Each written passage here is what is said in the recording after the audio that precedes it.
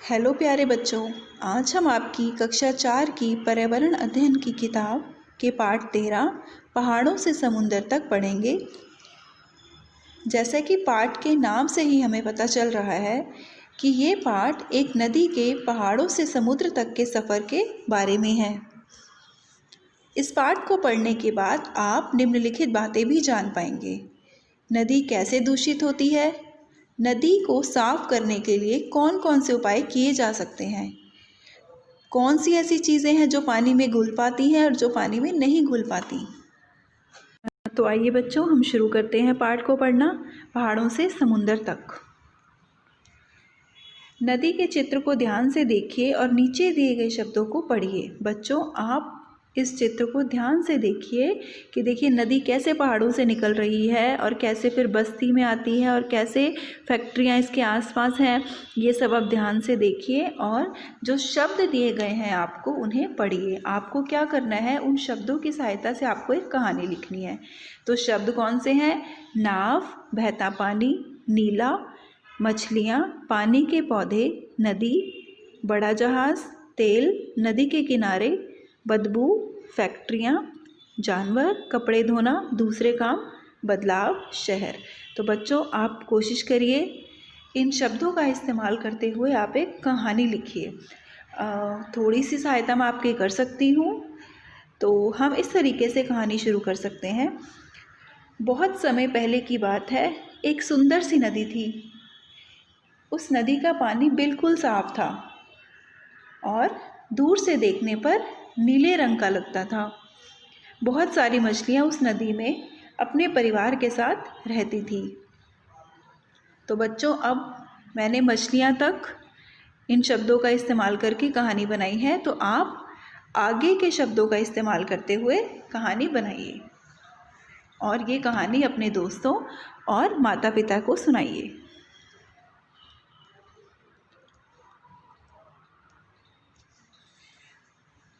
फिर से चित्र को देखिए और नीचे दिए गए प्रश्नों के उत्तर लिखिए। बच्चों, आप उस चित्र को, यानी कि जो नदी का चित्र है, इसको दोबारा से देखो और कुछ प्रश्नों के उत्तर भी दीजिए। जहाँ से नदी निकलना शुरू हो रही है वहाँ पानी का रंग कैसा है? बच्चों, वैसे तो पानी का रंग जो है वो रंगहीन होता है, यानी पानी रंगहीन होता है, उसका कोई रंग नहीं होता। लेकिन दूर से देखने पर जहाँ से नदी निकल रही है, यानी कि पहाड़ों से, वहाँ पानी का रंग कैसा है? नीला दिखाई दे रहा है। बच्चों, इन चित्रों को भी देखिए आप। नदी में मछलियाँ कहीं ज़्यादा हैं, कहीं कम, कहीं कहीं तो मछलियाँ मरी हुई भी हैं। ऐसा क्यों हुआ होगा? चर्चा करो। तो बच्चों, आपको क्यों लगता है कि नदी में मछलियाँ कहीं कहीं तो बहुत ज़्यादा है और कहीं बहुत कम है और कहीं तो मछलियाँ मर भी गई हैं? तो मुझे लगता है कि जहाँ पर बस्तियाँ नहीं हैं वहाँ नदी का पानी साफ़ है, जिसके कारण मछलियाँ भी ज़्यादा हैं। साफ़ पानी में मछलियाँ ज़्यादा होती हैं। लेकिन जहाँ पर बस्तियाँ हैं वहाँ पर लोगों द्वारा फेंके गए कचरे के कारण नदी का पानी गंदा हो गया होगा। इसलिए वहाँ या तो कम मछलियाँ हैं या मरी हुई मछलियाँ हैं। गांव में पहुँचने से पहले नदी में क्या क्या दिखाई दे रहा है? बच्चों, गांव में पहुँचने से पहले नदी में आपको क्या दिखाई दे रहा है? गांव में पहुँचने से पहले नदी में बहुत सारी मछलियाँ दिखाई दे रही हैं, है ना? देखो, नदी के पानी का रंग कहाँ कहाँ बदला? नदी के पानी का रंग भी बदला हुआ दिख रहा है चित्र में। तो नदी के पानी का रंग बस्तियों और फैक्ट्रियों के आसपास बदल गया है। बस्ती के पास लोगों के घरों से निकलने वाले कचरे और फैक्ट्री से निकलने वाले कचरे को नदी में गिराने के कारण नदी के पानी का रंग बदल गया है। चित्र में दिखाई गई जगह में से तुम किस जगह रहना पसंद करोगे बच्चों, और क्यों? मैं अपनी बात करूँ तो बच्चों, मैं गांव के पास नदी किनारे रहना पसंद करूँगी, क्योंकि वहाँ पर नदी का पानी साफ़ है। चित्र में जो कुछ हो रहा है उसमें क्या तुम कुछ बदलाव करना चाहोगे? क्या और कैसे? तो बच्चों, इस चित्र में मैं नदी में से कचरे को साफ करवाना चाहूँगी। मैं चाहूँगी कि नदी एकदम साफ हो जाए। अगर तुम्हें पानी पीना हो तो नदी के कौन से हिस्से का पानी पीना चाहोगे और क्यों? तो हर कोई साफ पानी पीना चाहता है ना? तो अगर मुझे पानी पीना होगा तो मैं नदी के उस हिस्से से पानी पीना चाहूँगी जो पहाड़ों के पास है, जहाँ से नदी पहाड़ों से निकल रही है।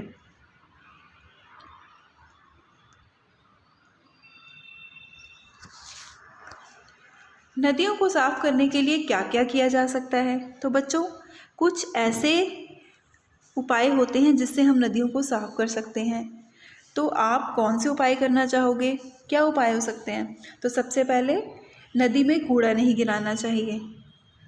फैक्ट्रियों से निकलने वाले केमिकल्स को नदी में नहीं बहाना चाहिए और नदी के आसपास कपड़े भी नहीं धोने चाहिए। Page number 108। चित्र के आखिर में नदी समुद्र में मिल गई। क्या तुमने कभी समुद्र देखा है? कहाँ? फिल्म में या और कहीं देखा है? तो बच्चों, इसका उत्तर आप खुद देंगे। क्या तुम कभी किसी नदी या समुद्र के पास गए हो? कब गए हो? अपने हाथों से करके दिखाओ कि समुद्र की लहरें कैसे उठती है। क्या समुद्र का पानी पिया जा सकता है? क्यों? क्यों नहीं पिया जा सकता? या पिया जा सकता है तो क्यों?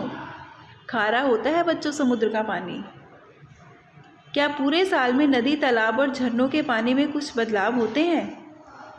किस तरह के बदलाव होते हैं बच्चों? बरसात के मौसम में जितना पानी तालाब या नदी में होता है, क्या उतना ही पानी गर्मी के दिनों में भी रहता है? तो बच्चों, इन प्रश्नों का उत्तर आप खुद देंगे। अपने गांव या शहर के आसपास की नदी, झील या तालाब के बारे में जानकारी इकट्ठी करो। बच्चों, ये गतिविधि आप अपने बड़ों के साथ कर सकते हैं। क्या उसके पानी में सर्दी, गर्मी या बरसात के महीनों में कुछ बदलाव होते हैं? आप ये पता करेंगे। उसमें किस तरह की मछलियाँ पाई जाती हैं? उसके आसपास किस तरह के पेड़ पौधे उगते हैं? वहाँ कौन से तरह के पक्षी आते हैं? क्या तुमने कभी बाढ़ के बारे में सुना या पढ़ा है? कहाँ पढ़ा है बच्चों? जब बाढ़ आती है तब क्या होता है? क्या तुमने कभी किसी नदी या तालाब में गंदा पानी देखा है? तुम कैसे जानोगे कि पानी गंदा है? अगर पानी देखने में साफ हो तो क्या ये ज़रूरी है कि वह पीने के लिए भी ठीक ही होगा? क्या लगता है आपको? चर्चा करिए। अच्छा बच्चों, पानी गंदा कैसे हो जाता है? आपको क्या लगता है कि कोई पानी पीने योग्य है या नहीं है? कैसे गंदा हो जाता है वो? आपने चित्र में देखा कि जहाँ जहाँ से नदी बहती गई, वहाँ वहाँ किनारे पर बसे हुए गांव और शहरों के लोगों ने नदी के पानी का अलग अलग तरह से उपयोग किया, जैसे कपड़े धोना, जानवरों को नहलाना और बर्तन धोना। इन सब के कारण नदी शुरू में जैसी थी वैसी नहीं रही। नदी का पानी जैसे जैसे शुरुआत से आगे बढ़ा, वैसे वैसे लगातार बदलता ही रहा। ऐसे ही कारणों से तालाब और झीलों का पानी भी गंदा हो सकता है। तुम जो पानी पीते हो वो कहाँ से आता है? किसी नदी या तालाब से? कहाँ से आता है बच्चों? क्या उस तालाब या नदी के साथ भी वही हो सकता है जो हमारे चित्र की नदी के साथ हुआ? तो क्या आप गंदा पानी पी पाओगे? ज़रा सोचिए। अब बच्चों, इस गतिविधि को आप खुद घर पर करके देखेंगे। आप किसी बड़े की सहायता भी ले सकते हो। इसमें आपको क्या करना है? हमें कुछ सामान रसोई में से ढूंढना है। ये चीज़ें आपको मिल जाएंगी अपनी रसोई में। नमक, चीनी, हल्दी, आटा, खाने का सोडा और दाल। हर चीज़ आधा आधा चम्मच ले लेना। नींबू का रस, साबुन का पानी, शरबत, तेल, सभी। और ये चीज़ें आप लगभग एक एक चम्मच लेना। पाँच या 6 गिलास या बोतलें। अब तुम्हें क्या करना है, इन सब चीज़ों को लेकर सभी गिलासों या बोतलों को पानी से आधा आधा भर लो। ध्यान रखना सब में बराबर ही पानी हो।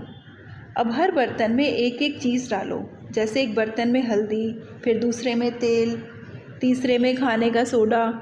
हर चीज़ को पानी में अच्छी तरह से मिलाओ और देखो क्या होता है। उसके बाद आप इस तालिका को भी भरेंगे। कौन कौन सी चीज़ें हैं, जैसे चीनी, नमक, नींबू का रस, हल्दी, साबुन का पानी, आटा, दाल, शरबत, खाने का सोडा और तेल। क्या वो पानी में घुला या वो पानी में नहीं घुला?